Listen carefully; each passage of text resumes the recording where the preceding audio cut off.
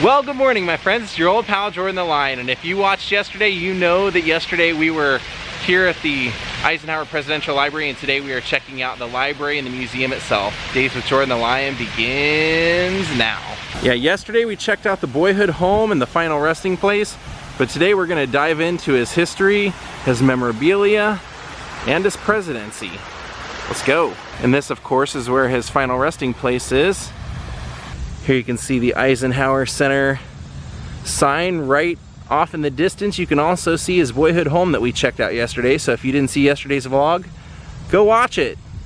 They didn't really say, but I wonder if all these trees that are out here were on the grounds, or if some of them were on the grounds, or if they've replanted them after they laid out the whole design of the place.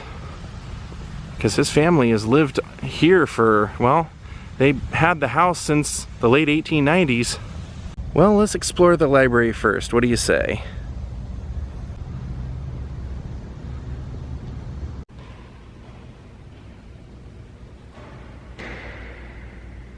In here they have a great bust of Eisenhower. Look at his little emblem. That's interesting. This is kind of funny. They have something here called the Eisenhower Tree, and they say that this used to be out at the 17th hole of Augusta, the golf club, and Eisenhower used to hit it so often that he petitioned, or like he mentioned that he thought they should move the tree here and give him the tree in 1956.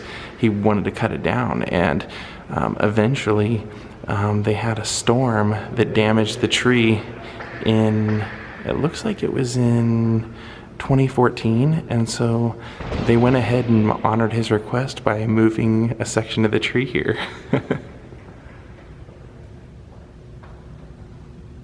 Here they have a cardboard cutout of Ike. You can see him right there. This is a really nice building though. And this is kind of interesting because you can tell how the museum or the library used to be laid out before they switched it all over, so people that have been there before will go, hey, that's the version I knew, and people that are seeing this for the first time, they'll get to see the new museum. Now this case is all gifts that were given to President Eisenhower. This is a yellow onyx desk set with an Egyptian motif.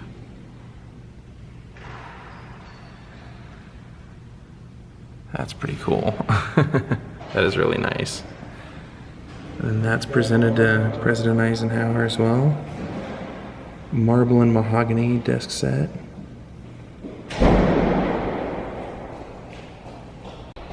And the lighter.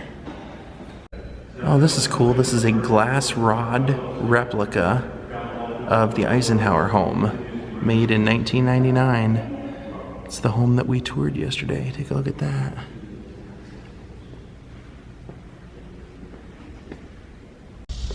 Well, there was not much of anything in there. They only had literally a few little displays. They said, it's worth going in there to check out some of the marble, which, yeah, it kind of was, but now we're going over to the museum. I want to know, how many of you trees were here when Dwight lived here? And then here's the statue of President Eisenhower that we saw also yesterday, but we'll look at it again.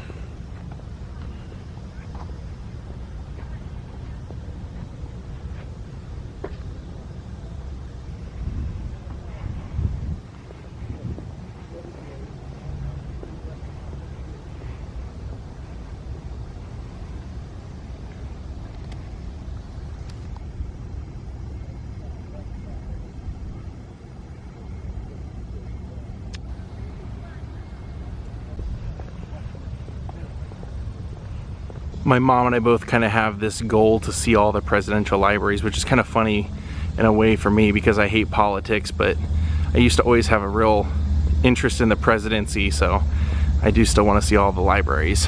Yep, now open. Here's a great painting of Dwight's war hero history, and then him being Supreme Command for Europe, then his presidency.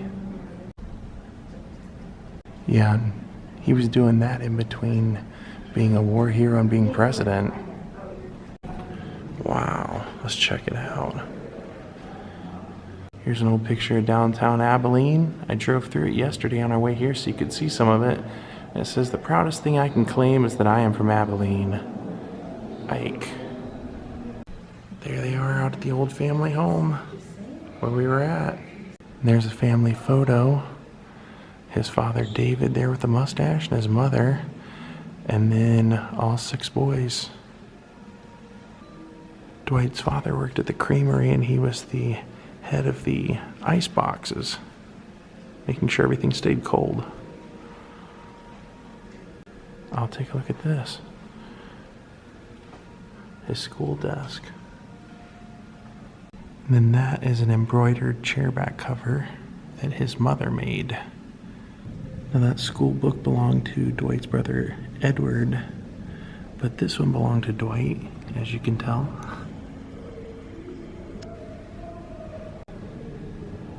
And there's his mother, Ida. Now, Dwight was a pretty good football player. There's a picture of him kicking the ball, and there's his Letterman sweater from West Point, the military academy. He was a star football player at West Point. And then this is showing that Dwight D. Eisenhower was commissioned as second lieutenant upon graduating from West Point, 1915. Then you can see here it says President Wilson signed each commission, and Ike did not receive it until a year later.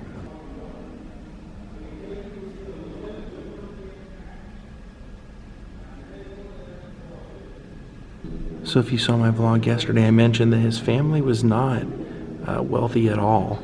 So you're probably wondering, how did he get into West Point? Well, it says right here that he did it through an exam offered by his U.S. Senator. And that's a picture of Ike on his way to West Point, stopping off to visit some friends along the way. Oh wow, is that the family car?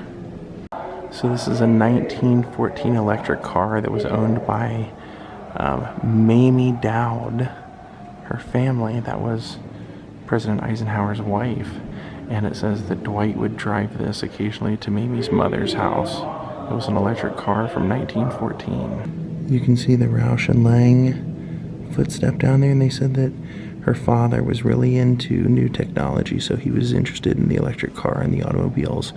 And they did have a little bit of money, so you can see that they had the door monogrammed right there with the D for Dowd.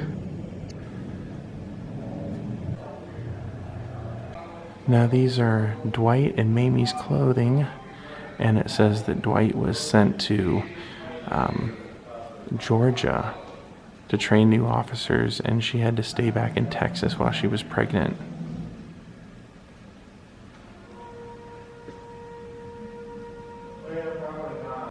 Now this, in this little box, that is a piece of their wedding cake.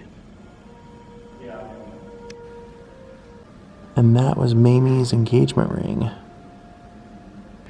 Then it also says that these orange earrings are the earrings that Mamie was wearing the night that she met Dwight. That was Mamie's wedding dress right there, with that brooch in the dead center.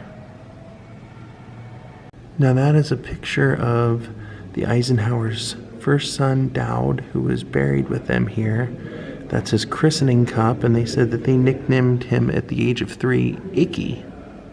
And on this card it says that he was exposed to scarlet fever and died in 1921.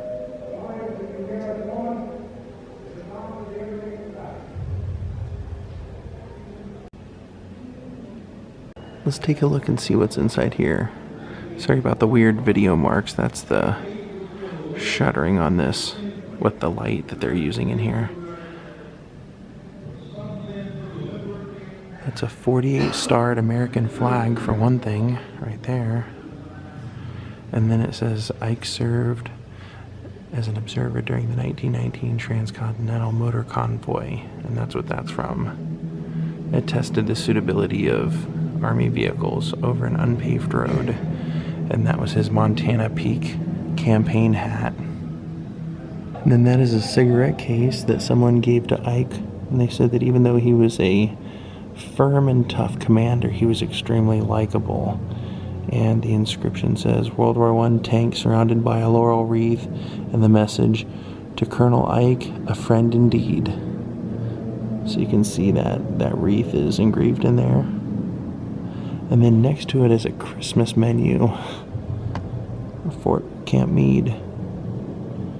And I believe that Dwight D. Eisenhower is the one that named the presidential retreat Camp David, after one of his grandkids. It says that Ike and Mamie were extremely dedicated to his career, and so he would take any opportunity that was offered to him, anything that he could learn from.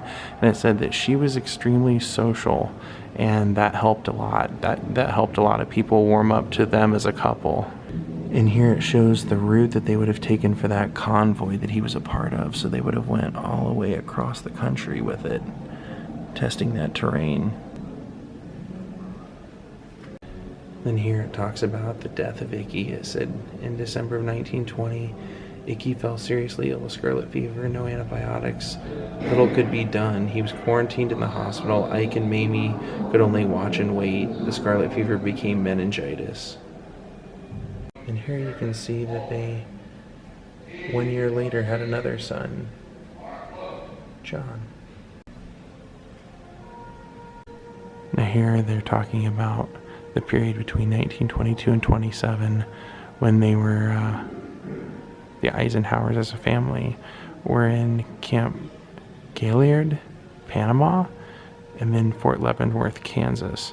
And here you can see Mamie's quote: "Huge cockroaches would jump at you from the top of doors. Those things I wasn't used to."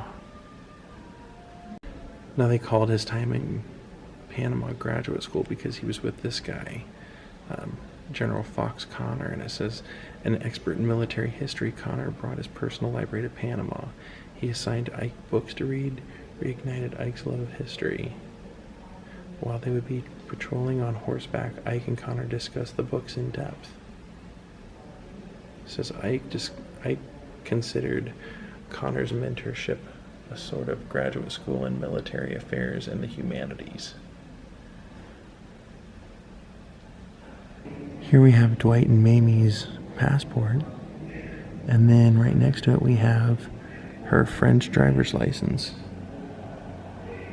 And then it says this bell was one of the souvenirs that Mamie purchased in Panama during Ike's time in Panama. And then that sword, or that saber, was actually Ike's West Point saber. Now they're showing this typewriter because they're mentioning here that Ike's first War Department assignment was developing a plan for American industry in case of war. And then he ended up catching the attention of Douglas MacArthur, and it says soon Ike was MacArthur's special assistant, drafting almost everything he said or signed.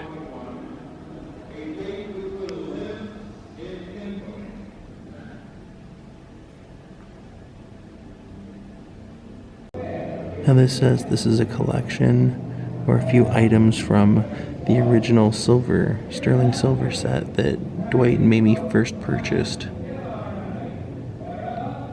And then that is a desk set from Ike's desk when he was working for General MacArthur. And this is Ike's private pilot's license.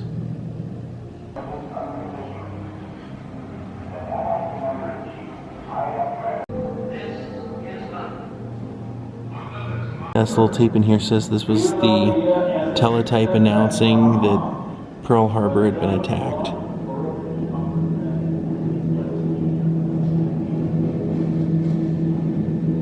Dwight's big case right there with his name on it, Colonel D.D. Eisenhower, World War II.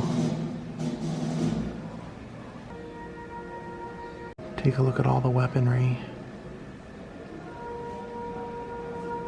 And these are all uniforms from the Army Corps, WASP,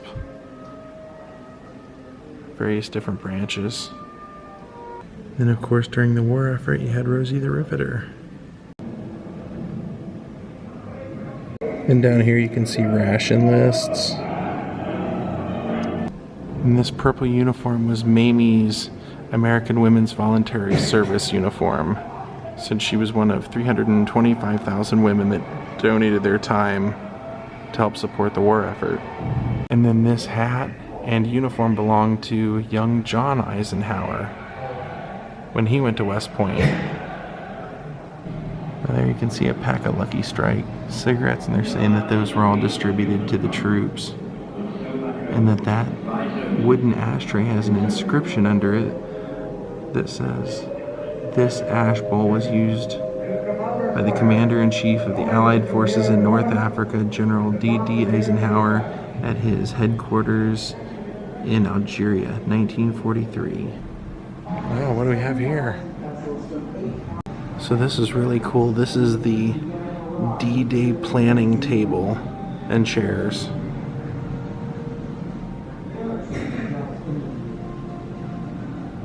Of course, Dwight didn't make that decision completely on his own. He had advisors, but when it came down to it, they were told that that the weather could be bad and that maybe they would want to rethink it, but it was up to him to decide whether or not to do it, and he decided, let's do it in the morning, let's go for it. And it was successful, but it was the largest military attack of all time, they said. Then here you'll see it says, for security reasons, no pictures of Ike and his staff seated around this table were taken during World War II. And then it also says here that this was an then almost 150-year-old table. And that's where they planned every single detail of the D-Day invasion and its aftermath. All the scenarios were discussed, debated, and decided.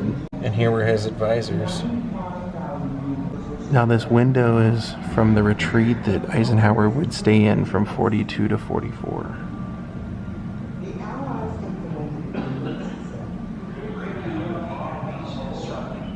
This is in the Telegraph Cottage. And there we see his top secret Supreme Commander portfolio. Then here was a map of the Normandy coast. And then this is dedicated to the paratroopers that went on the ground that day. Some of their uniforms, their weaponry for the paratrooping into the beaches. Look at that helmet.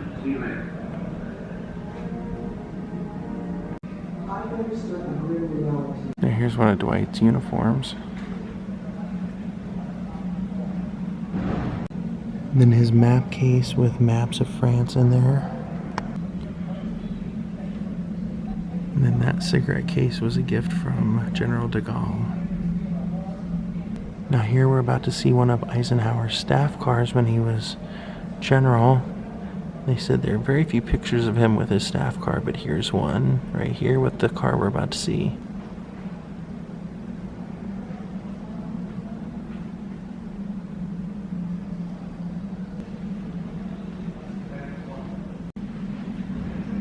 Now here's Dwight's leather portfolio. After he was out of the military, then Truman needed him to come back and be his general of the army, chief of staff. So he did, but he didn't really enjoy it because he felt the bureaucracy was getting in the way of things getting done. But then he was given a Doctor of Law degree, and you can see there's his hood from receiving that. And he got that degree from Columbia, so Columbia gave him this statue of their mascot at his farewell speech to the university. Because he not only received his law degree there, like an honorary degree, but he, a year later, became the university's president. Go figure. Now this room is all dedicated to Mamie. You can see all of her fashion, her clothing, her handbags, her purses.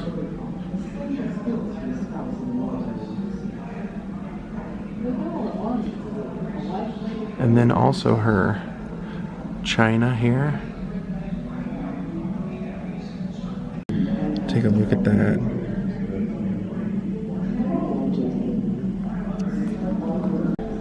That's showing one of her Easter parties at the White House, including the Easter egg roll they invite people to go out and participate in. And then here you see some more of her gowns.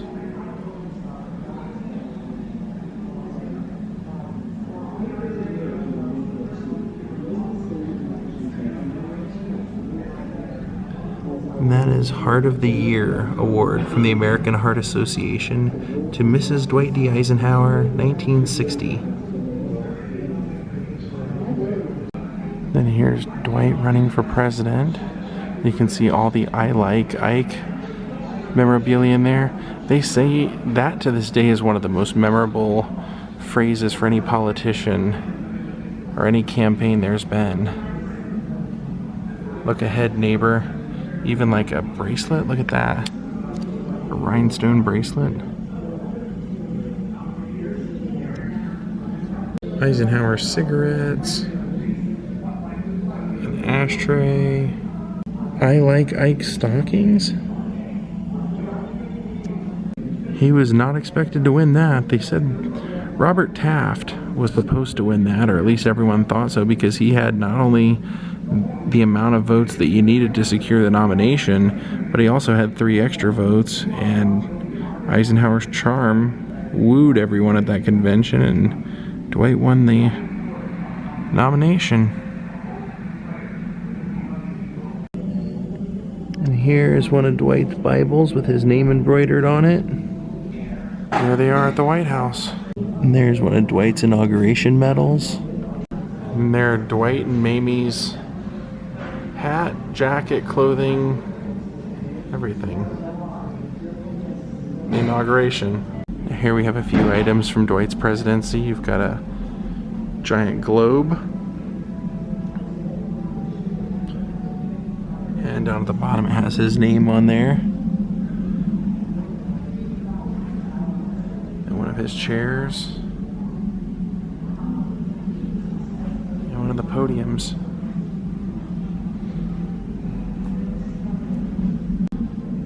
This is quite a museum. I mean, he really had a lot of history to his presidency and his life. Here you can see the nuclear dilemma that he had to deal with.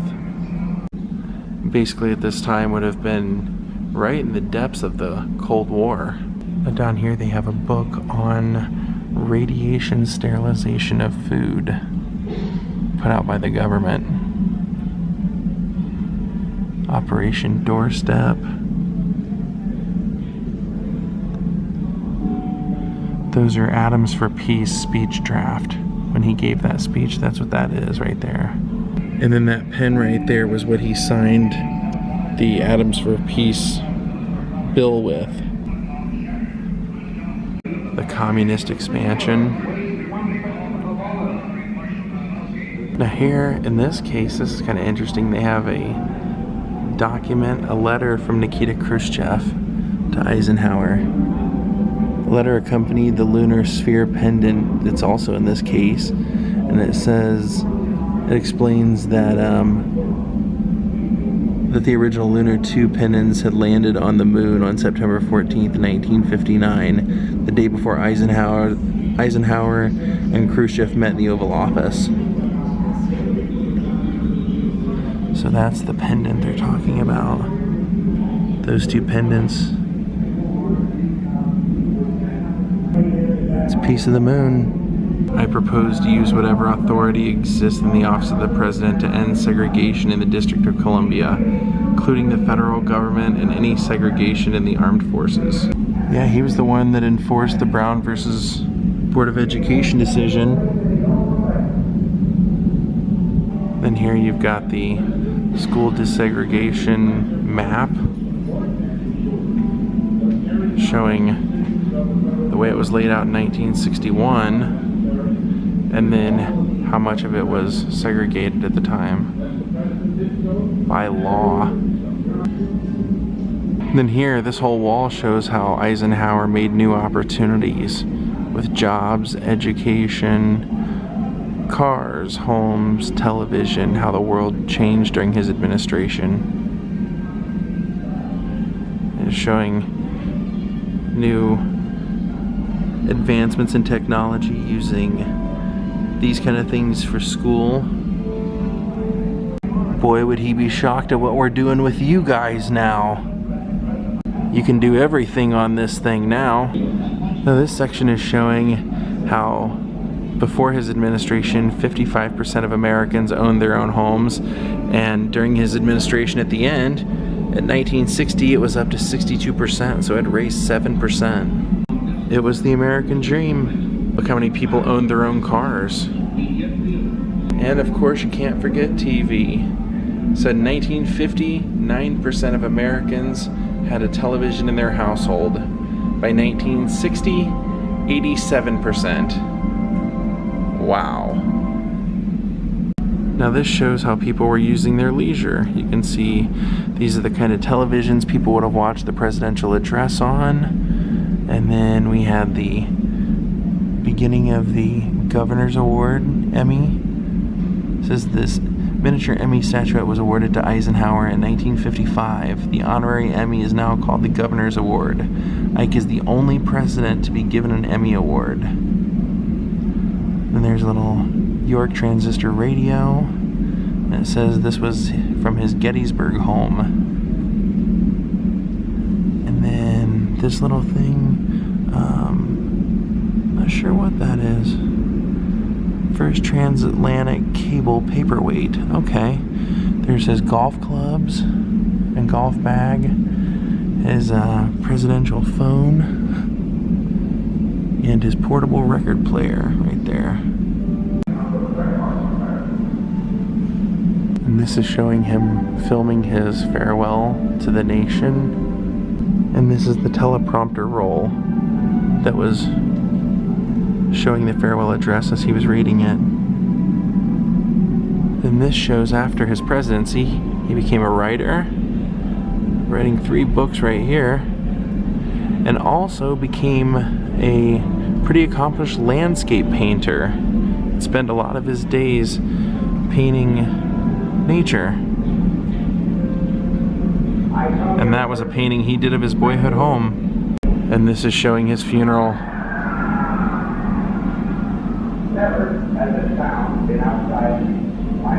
And right here they have the flag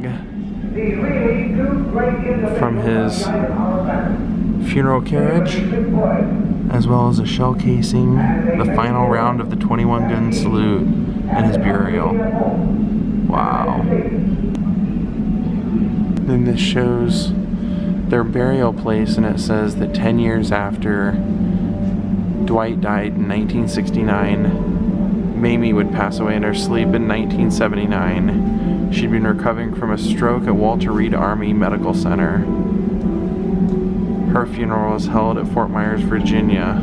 President Carter and his wife, along with many dignitaries, attended the service. And then the family brought her remains aboard Air Force One and brought them to Kansas. She was laid to rest and reunited with Ike and her little son, Icky. And his legacy lives on. Well, this was a pretty cool experience. I highly recommend the Eisenhower Presidential Library. There's a lot to see. You can definitely spend a day here. And we'll leave it here with his quote. It said, "The world will soon be yours. Approach your task with boldness and hope, and the joy of challenge in your hearts, and with dedication to freedom and human dignity, for this is the only route to peace with justice. Good luck. Then, I for one believe in you. Dwight D. Eisenhower." This is really neat. On the way out, I looked up and saw they have a painting of the family here on the grounds, back when it was a farm.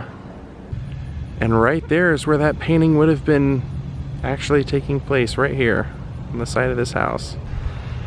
So at the time that you guys are seeing this, we're actually just a day past when the shootings in El Paso and in Dayton happened. So in Northern California, 3 shootings, 3 mass shootings. So you'll see here that the flag is at half mast. I assume that's what that must be for. Real shame. The area that they had the shooting in Dayton was where my sister used to hang out when she was in college. So I don't necessarily think it's a war memorial. What I think it is, I think it tells the history of the family here. Let's go read it. "To this homestead, divine providence brought David Jacob Eisenhower and Ida Stover Eisenhower They lived in a piety and Christian service, brought sons into the world, and taught them the ways of the righteousness of charity to all men and reverence to God. Then the next one says, 6 Eisenhower sons grew to manhood, giving honor to their parents, to God, and to the cardinal principles of our free society. Their names were Arthur, Edgar Newton, Dwight David, Roy Jacob, Earl Dewey, and Milton Stover Eisenhower. And this one says, the men and women of our armed forces walk amid dangers, and many gave their lives for freedom. By dedicated duty to their beloved nation, they have preserved our God-given rights, our national honor, and the freedom won by our forefathers. Then as we move down, we have 2 more. And it says, sustained by faith in the cherished ideals of true democracy, each American works in his daily task at plow or forge or machine or desk, knowing this nation will forever stand one and indivisible in devotion to the cause of liberty for all mankind.